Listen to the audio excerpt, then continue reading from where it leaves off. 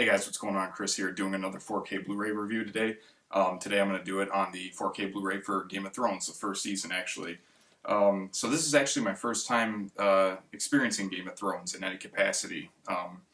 Normally when it comes to TV series I have a very specific palette for what I'm interested in, mainly stuff like Breaking Bad or the first season of True Detective, or more recently something like Mindhunter on Netflix. So it's not so much that I didn't have an interest in Game of Thrones, it's usually that fantasy-driven stuff doesn't really catch my attention right out of the gate. That, and I'm obviously several seasons behind. So obviously I haven't seen it on any previous format, although I have seen bits and pieces on DVD, so that's the only frame of reference that I can use for this 4K Blu-ray review. Let me start off by saying, though, that the video quality, especially considering that this was finished at 1080p, it didn't even have a 2K digital intermediate, let alone like a 4K digital intermediate, so this is upscaled all the way from 1080p. And let me say that this is one of the most impressive upscales on the entire format, and similar to something like Cloverfield where it was intentionally shot at a low resolution, it doesn't matter. In fact, this just goes to show that it's not just about pixel count, it's also about pixel quality. And what I mean by that is with the 4K format, you're not just getting the increase in resolution and not even just wide color gamut or high dynamic range, but this is a good example where something like the superior chroma subsampling is on display here. With the 4-time increase in chroma, you're getting better, finer detail, more refined fine detail. You're seeing a lot more vividness, crispness, not even so much just sharpness, just a better elements of separation between the foreground, background, smaller objects too, whether it's like branches and leaves, foliage, if it's tables with like fruits and foods and those sorts of things on them. It's just a really good showcase for showing off why this format isn't just about the increase in resolution, why it's also about a superior encoding method as well. It should also put to rest the debates that you get between, real or fake 4K and all the silliness that comes with that, because even though we would all prefer everything to have a 4K digital intermediate and for things to be overscanned so you're getting every little bit of fine detail that's there, this is still a very good example of why pixel quality matters so much more over pixel count, because HBO handled the transfer process for this, not Warner Brothers. And if this is what HBO has to offer in the future for their original content, then we're in for a real treat, because they did the full max amount of effort that you could possibly do to squeezing all of the pixel information that was captured in the first season and bringing it out in the best way possible. So the high dynamic range looks fantastic.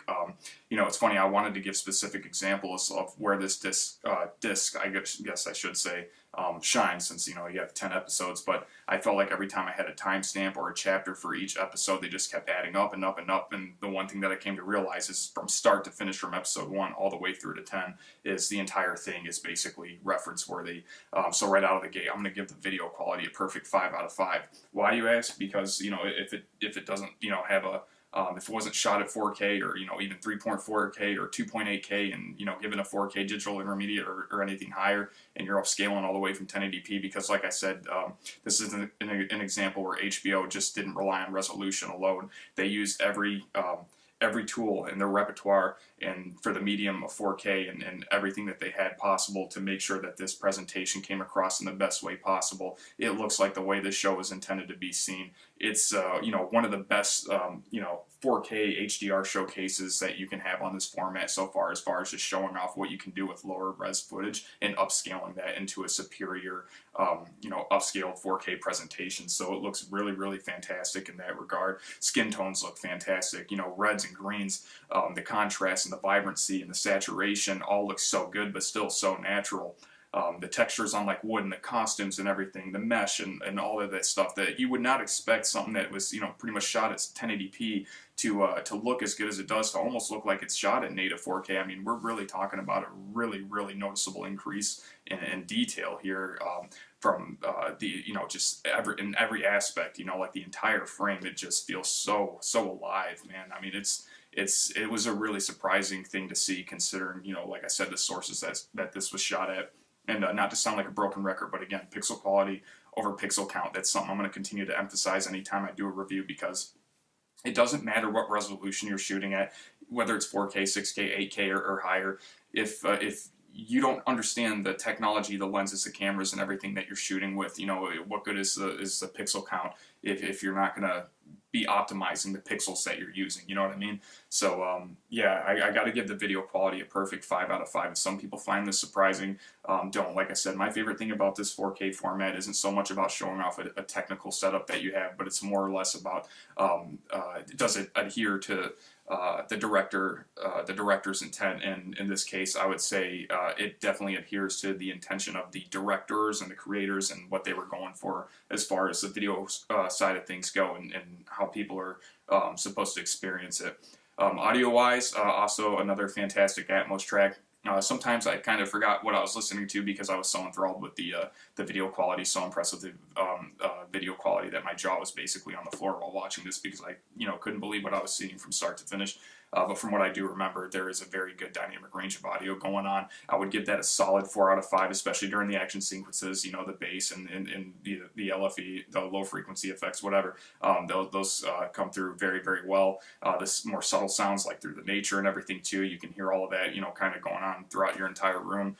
So yeah, I'd give the audio a very solid 4 out of 5, but the video quality, a strong 5 out of 5. I do believe that this is something that you can show to people as far as saying, hey, look at this. This was filmed at, a lower resolution. So you're asking what the big deal is with 4K. Well, here you go. You can take something that was filmed at 1080p. You can upscale it to 4K. You can see the superior encoding method compared to a standard Blu-ray, and it's just really, really impressive. And this represents everything that I love about the 4K format. If you're not getting the real deal with the 4K digital intermediate, this still shows again, similar to something like Cloverfield, where despite being shot at a lower resolution, if the studio is willing to put in the time and effort to make sure this thing looks as good as it possibly can, that's what you're going to get. You're going to get something that looks as fantastic as the first season of Game of Thrones. That makes me really excited to see what they do with the upcoming seasons. Hopefully we'll get every single season on 4K, especially if this is an indicator of what HBO plans on doing with their original content. For me, I would really love to see them do both seasons of True Detective in 4K now. Eventually 6 Feet Under, The Sopranos. I mean, it would be fantastic to get all of that stuff in 4K at some point.